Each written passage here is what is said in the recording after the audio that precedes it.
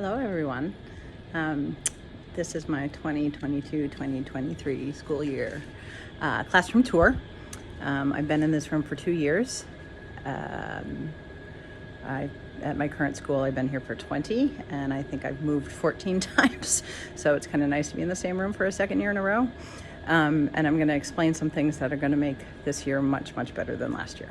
So let's get started. So as you can see, I am deskless. I've been deskless for probably about 6 or 7 years. I have my central location over here. I'll be putting some things up in that space, the white space up there. So this is sort of my little home base.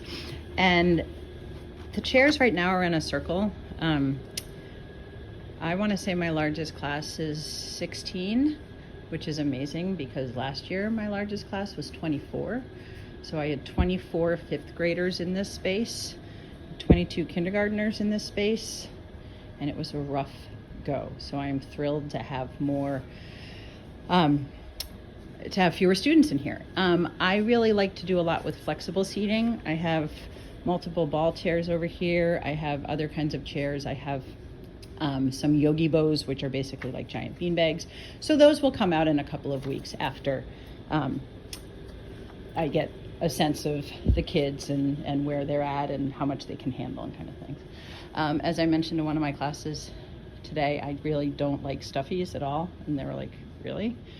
And I like to keep them organized. But when you teach younger students, it's really hard to do that because they just like to come in and take things. So I compare this to my bedroom.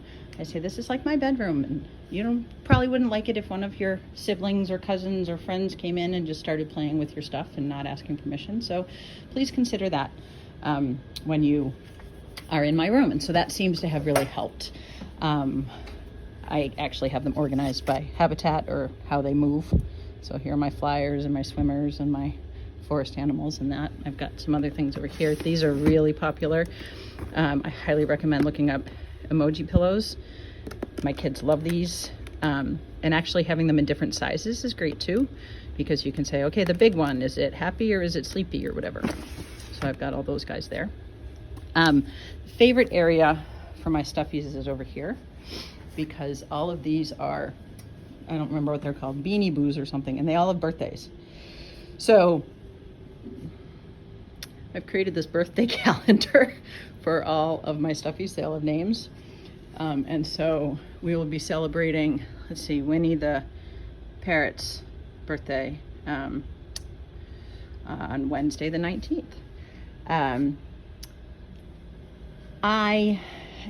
So right now students are using regular chairs, and I have these, I call them kangaroos just because I like to have words that are recognizable right away.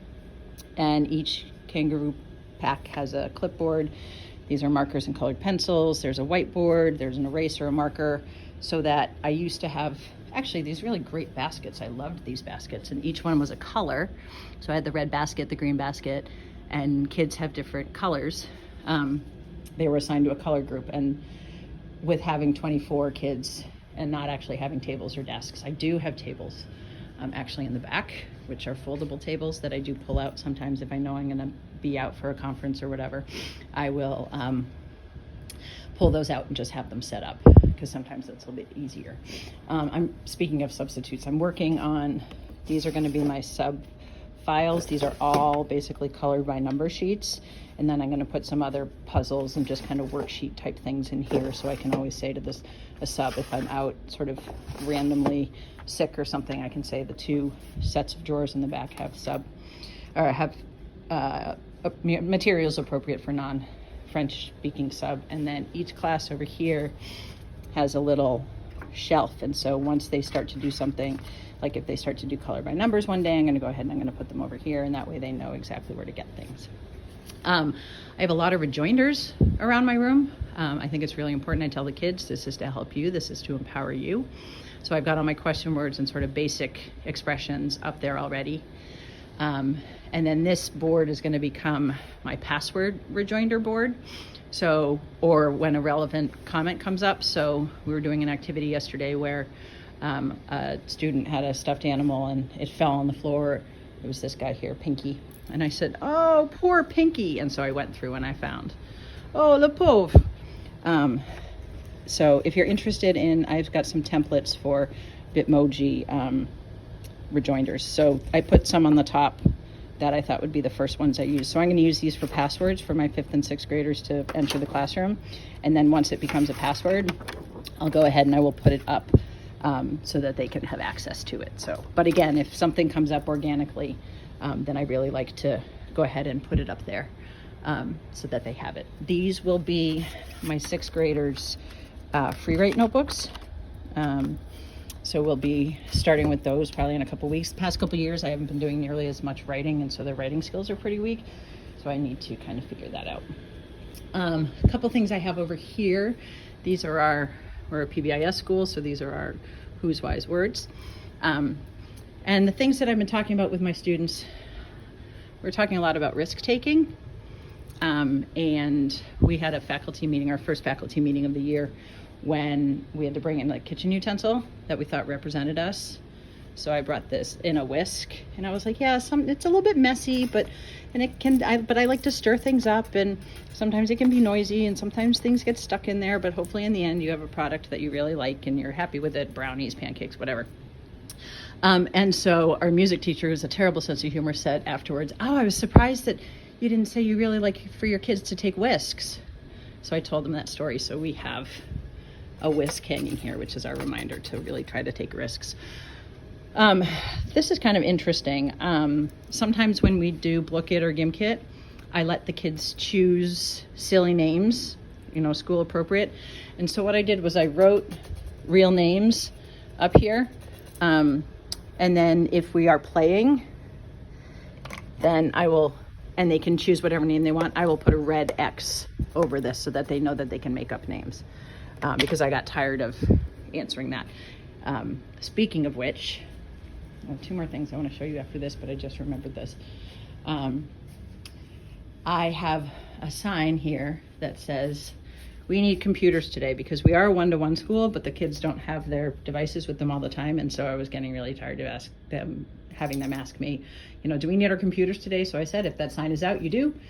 And if it's not, you don't. So that kind of made my life easier. I travel to pre-K to 2nd grade. So depending on what I need, my mother actually purchased the shopping cart for me, which is just amazing for traveling. But then I also have a shopping basket, which is a little bit more manageable. But I've got whiteboard markers and colored pencils and those kinds of things in here. And then each grade that I travel to has this. I don't know where I found these, but I love them because you can keep multiple papers in here. But each grade to which I travel has one of these, and so I will keep those sort of in my shopping cart. And so, yeah, there's just all kinds of random stuff. Never know what I might need. And